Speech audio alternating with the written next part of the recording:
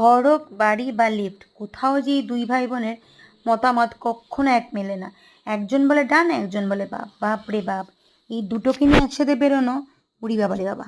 চলো বেরিয়ে পড়েছি রাস্তার খোঁজে, মানে আজকে আমরা যাচ্ছি কোথায় যাব না সেই ভেবে লং ড্রাইভে। দিবাকর চালাচ্ছে গাড়ি, বাবাই চালাচ্ছে গান, আর আমি আর বুবুল সবাই দুজনে মিলে ধরছি দুজনের ভুল। মানে দিবাকর কি গাড়ি চালাতে ভুল করছে, আর বাবাই কি গানে চালালে ভালো হতো। ঝগড়াঝাঁটি হাসি মজা করতে করতে পৌঁছে গেলাম ডেকাথলন। তিনজনে মিলে এক ফ্রেমে। ভাবা যায়, ইয়েস আজকে এটা ঘটেছে। ওখানে গিয়ে বুবুল চালাচ্ছে স্কুটার, এটা বুবুলের খুব পছন্দের একটা জিনিস, এখনো অবধি আমরা কোনোদিনও কিনিনি। আর দিবাকর চালাচ্ছে দেখো সাইকেল।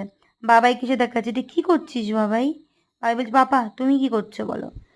জিম ওয়্যার বা তোমার যে কোনো স্পোর্টস ওয়্যার ডেকাথলনে খুব ভালো পাওয়া যায়। এই যে মারতে মারতে বেঁচে গেল।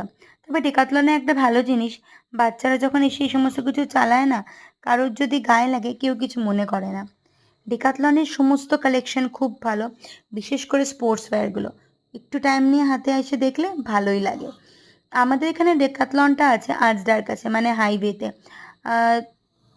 আমাদের এয়ারপোর্ট থেকে একটু আগে। আর এটা দেখেছো, এটা না বাইকের সামনে বা সাইকেলের সামনে লাগালে খুব সুন্দর লাগবে, হাওয়াতে বেশ গোল গোল ঘুরবে।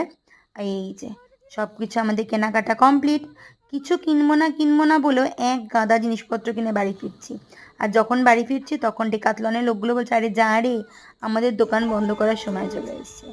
ফেরার মধ্যে খেয়েছিলাম একটুখানি চা, কারণ চা ছাড়া আমাদের জীবন চলে না। এই যে আবার বসে গেছি। আর এই যে কি কি কিনলাম, সমস্ত কিছু ঘরের ছোটোখাটো শর্টস। দেখা হচ্ছে খুব জলদি।